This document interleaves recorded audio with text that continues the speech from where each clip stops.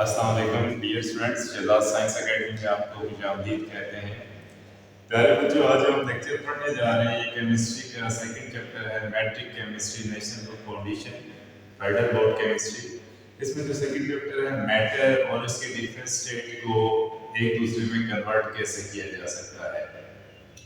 तो मैटर को बेसिकली कैसे डिफाइन करते हैं। जो पहली स्टेटमेंट लिखी गई है कि हर वो चीज जो वजन रखती है और जगह घेरती है, everything that has mass and occupies some space, उसको हम मैटर कंसीडर करते हैं। हमारे इर्द गिर्द जितनी चीजें हैं वो मैटर होती हैं। जिसमें मैंने एग्जांपल डाली है चेयर और टेबल की। जितने केमिकल्स हैं, अपरेटस हैं, वो सारे के नाम है मैटर। इंसान तो ज़ाते खुद भी एक मैटर है। अब जो कॉमनली हम स्टडी करते हैं डिफरेंट स्टेट्स ऑफ मैटर, वो तीन हम स्टडी करते हैं, सॉलिड, लिक्विड और गैस।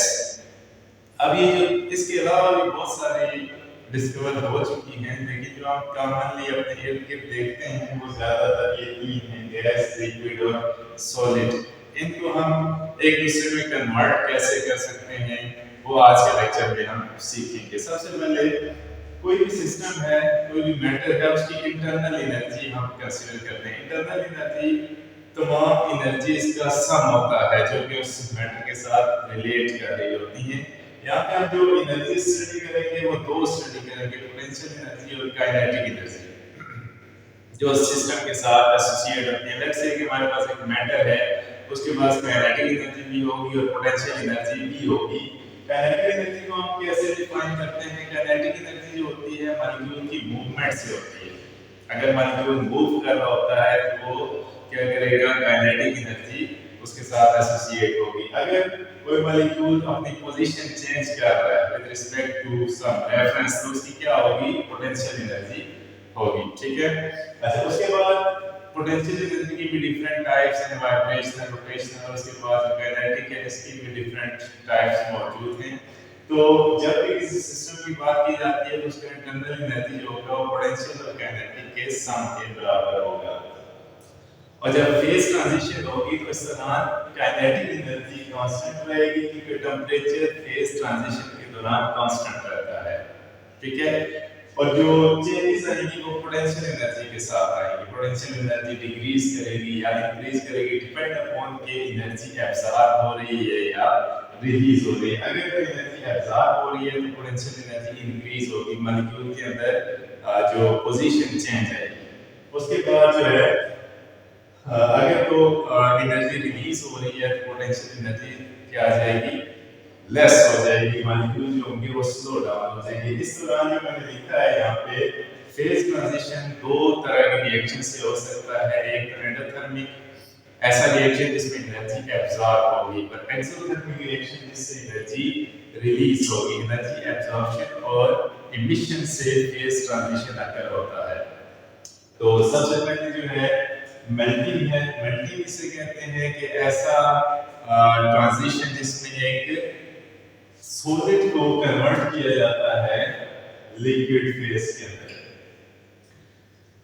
बजाय जो सॉलिड होगा उसकी एक रेगुलर अरेंजमेंट होगी, फोर्सेस ऑफ अट्रैक्शन होंगी। और फोर्सेस ऑफ अट्रैक्शन को ब्रेक डाउन करने के लिए हमें क्या करना पड़ेगा? एनर्जी उसको प्रोवाइड करनी पड़ेगी, मतलब उसको एंडोथर्मिक रिएक्शन देना पड़ेगा। जैसे एंडोथर्मिक जो रिएक्शन होगा प्रोसीड करना पड़ेगा। जैसे HCl सॉलिड है तो इसको हम किस फॉर्म में लेके जा रहे हैं? लिक्विड। तो यहाँ पे इतना ज्यादा टेंपरेचर करना पड़ता है, एनर्जी देनी पड़ती है। ठीक है, 801 degree Celsius. Endothermic reaction del positive. Kinetic energy जो है फेज ट्रांजिशन के दौरान कांस्टेंट रहेगी। जब एनर्जी हम इंक्रीज कर रहे हैं इसका मतलब है पोटेंशियल एनर्जी इंक्रीज की जा रही है। जो मॉलिक्यूल्स हैं वो अपनी पोजीशन को चेंज कर रहे हैं। पहले वो फिक्स पोजीशन पे थे जो कि सॉलिड का केस था, अब फिर वो लिक्विड में गए हैं तो वो क्या करेंगे? अपनी पोजीशन को चेंज करेंगे। जब पोजीशन चेंज करेंगे तो मतलब क्या होगा? कि पोटेंशियल एनर्जी चेंज हो रही है, इंक्रीज हो रही है। नेक्स्ट जो है वो बॉइलिंग है। बॉइलिंग बेसिकली कॉमन सा है कि हम लिक्विड को अगर हीट देते हैं, एनर्जी प्रोवाइड करते हैं तो वो वेपर स्टेट के अंदर कन्वर्ट हो जाता है at its boiling temperature. Boiling temperature वो टेंपरेचर होता है जिसमें कोई भी लिक्विड जो है वो वेपर स्टेट में कन्वर्ट हो जाता है। अगर हम लिक्विड की बात करें तो लिक्विड के अंदर फोर्सेस ऑफ रिडक्शन मौजूद होती हैं।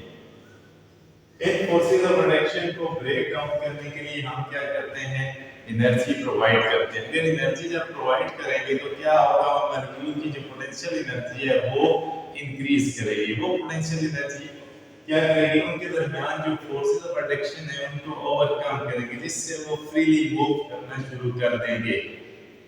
और जिन मॉलिक्यूल्स की एनर्जी बढ़ती जाएगी वो सरफेस से एस्केप करते जाएंगे। दोबारा से कि फेज ट्रांजिशन में जो काइनेटिक एनर्जी है वो कांस्टेंट रहती है, जस्ट क्या होगा, पोटेंशियल एनर्जी में वेरिएशन आता है।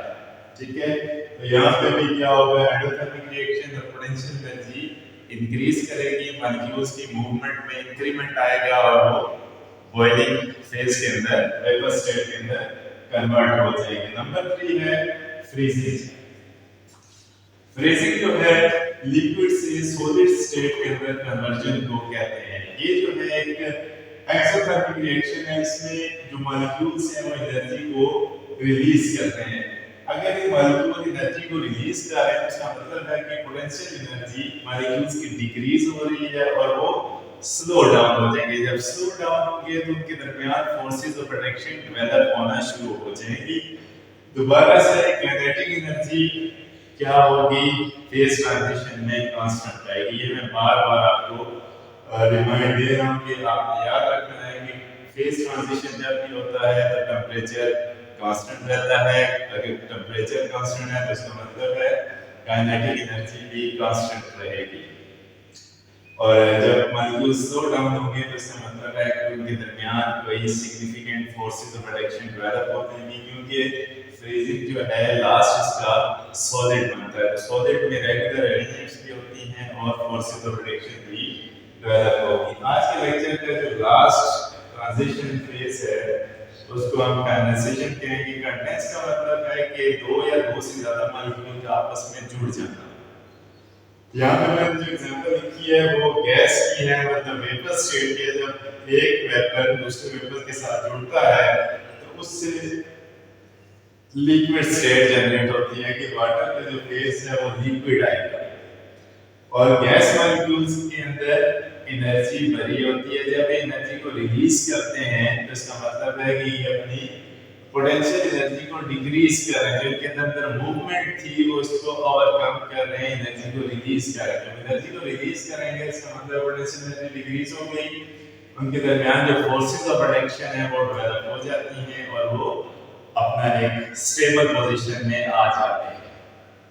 तो ये था छोटा सा लेक्चर, इसमें हमने सीखा कि मैटर क्या होता है, इसके different common states of matter कौन सी हैं और एक फेज या एक स्टेट से दूसरी स्टेट में कैसे जाया जा सकता है।